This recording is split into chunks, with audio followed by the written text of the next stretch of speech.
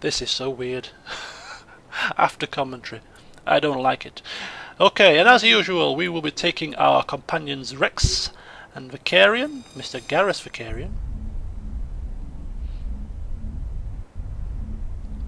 Our two trusty squad mates who have stuck with us through thick and thin thus far, and the Mako comes crashing down once again.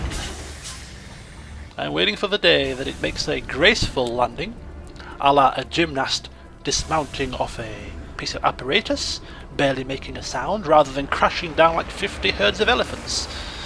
Somehow I think I may be waiting a long time for that. Anyway, we now drive towards our target, which is the Geth outpost in the north. The other two debris and anomalies will be explored off camera, as is the norm now. Now, as I make my way towards the Geth outpost, I actually started to explain something, and I will explain it to you for a second time, because the first time it was lost. Now, whenever this game came out, Mass Effect, I can't remember exactly how long, maybe 4 years ago now, maybe 4 years ago, I've sort of lost track, and I'm sure somebody will enlighten me. Before that, I really had no interest in any sort of science fiction type, space type genres. Didn't like Star Wars, didn't like Mass Effect, didn't like Star Trek. But I played Mass Effect due to the fact that it was recommended to me by a friend, and also because of the fact that it got such high reviews. So I played it, loved it, and it sort of converted me a little bit in terms of I could appreciate the genre of sort of space travel and sci-fi in terms of space a little bit more. Although still I haven't watched a Star Wars film, I don't really mind this sort of spacefaring genre now. And I then sort of said, well, considering that, if you look at the LPs I'm doing now, Mass Effect, Dead Space 2 rather, and Star Wars Knights of the Old Republic, you'll see that those three games are all sort of set in space. So if you're a sci-fi space loving sort of person, there's 3 LPs for you there that you're going to hopefully enjoy. And the 4th LP of course is Shogun, and that's going to be coming tomorrow. For those of you that are wondering what the hell's happened to it, I'm saving the best till last, so to speak. And yeah, that's set in ancient Japan. Stark contrast to the other 3 settings, but that's the beauty of gaming, isn't it? Takes you to worlds you never thought you would go to. Anyway, so that's what I was explaining as I was driving up this hill and trying to fight off multiple rockets fired by these Geth heavy turrets.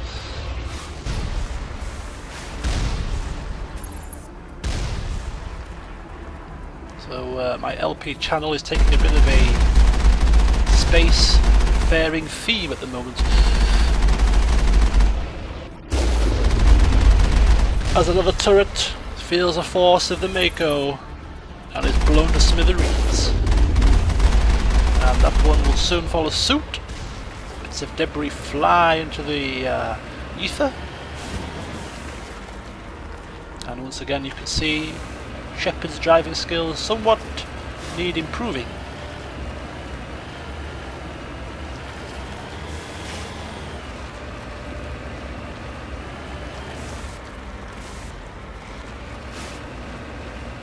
Do you know what I find rather amusing? I've just noticed this now. The Mako has got brake lights on it. Now, bear with me on this one. The Mako is going to be travelling most of its time in planets that have barely seen the touch of man, or any other alien race for that matter. And therefore, to be perfectly frank with you, I do not expect to see heavy traffic on these planets, you know?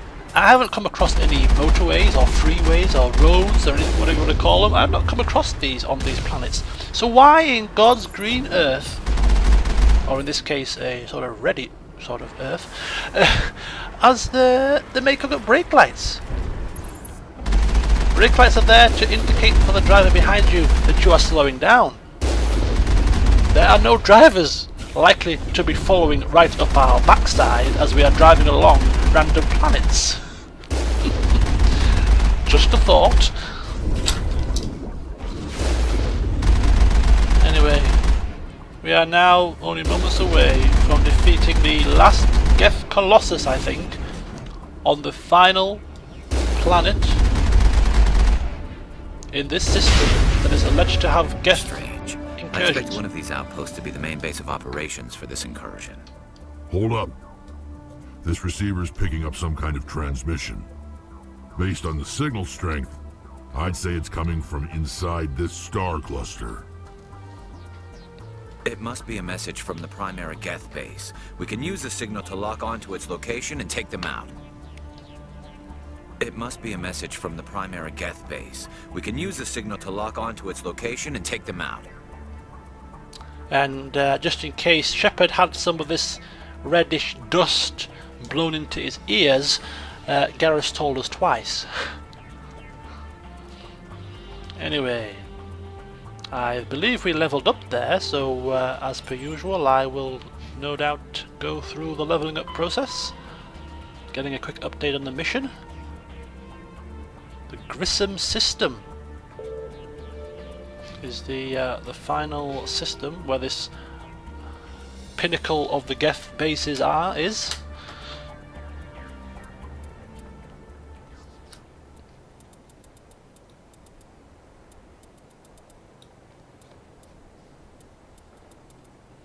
Okay, so I can't remember for the life of me where I put these 2 points, but I may have put them into tactical armor so that I could wear medium armor. I think this is. I seem to remember putting them into here at this point forward.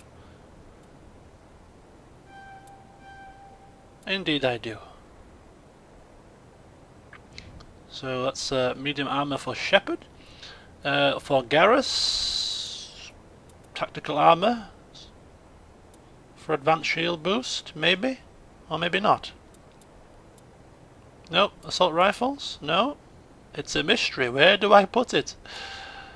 Assault training? No. Oh yes, I did put in assault training. Surprised even myself there. And for Rex, I believe we maybe start working him towards heavy Krogan armor. Yes, we do.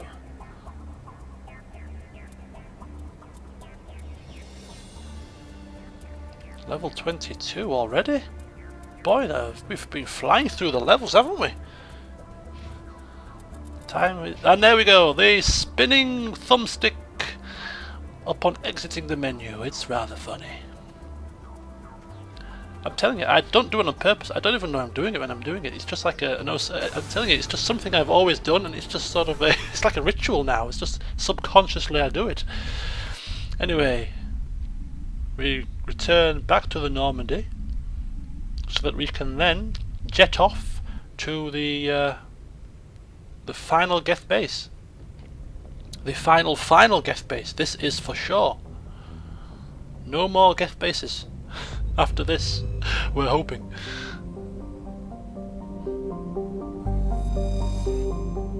And once again, I will just state how I love this navigation map music. The Grissom system. Here we come.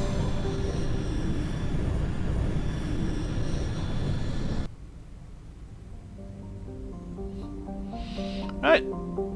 The Grissom system. I'm first of all exploring the asteroid belt at the far side, and I come across an unknown rocky asteroid. We travel and we survey it and we get some rare metal or something. There we go. And then we commence exploring the planets, starting with, which one do I start with? Oh, nope, I'm just checking the inner asteroid belt. There we go. So we have a planet, Notanban, and we also have a moon by the side of it. So, Notanban, a hydrogen-helium gas giant with traces of ammonia.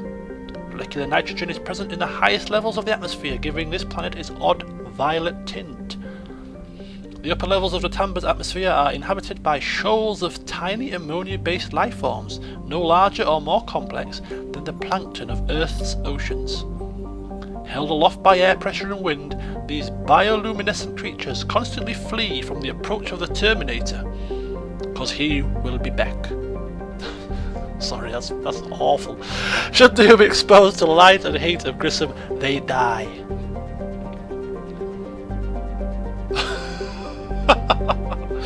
I make myself laugh at my stupidity sometimes, and the reason why I haven't shut this down yet is because I was admiring the cloud formation on the planet.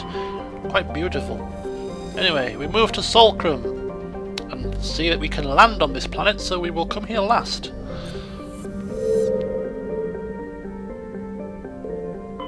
Bender, a rather unfortunately named planet, has a dense atmosphere of sulfur dioxide and chlorine. Though technically classified as a terrestrial world, but the surface of the planet has never cooled enough for a crust to form. It is a global sea of molten rock. Like Zaharux, its atmosphere has been blasted away by the solar wind. Once its thick atmosphere is gone, Bender's surface will be a mere 400 degrees Celsius.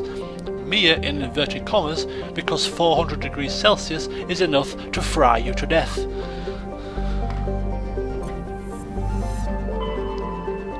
Zaharux. Zaharux's nitrogen-argon atmosphere is being blasted away by the solar wind of the blue giant Grissom. Its surface consists of seas of loose silica dust, some kilometers deep, which periodically swirl into global sandstorms. Many unmanned probes to Zaharux have been lost over the years, though investigation has attributed all to mechanical failure or computational error. A popular extranet meme insists the planet is composed of dormant nanotechnology, created millennia ago by a race even more advanced than the Protheans. According to the story, Zaharux's silica dust is actually disassembler robots, which periodically awaken to defend themselves. Though discounted by every reputable scientist, this theory has been popularized by a series of sensationalistic texts by Asari author Delsai Orfisa. Nanotechnology robots? How absolutely ridiculous! The fact that we can travel to different systems and clusters several million light years away by using Prothean mass relays? How far-fetched is it that these nanotechnology little robots are doing what they said? This is ludicrous. Yeah, right. Anyway, here we are, Solcrum, and I have totally missed the text now, so I won't read it, but you can see it if you want to read it yourself.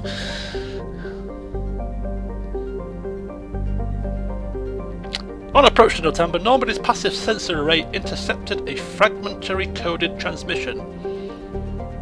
They could not decrypt it, and it did not appear to be any of the languages used by any of the Citadel races.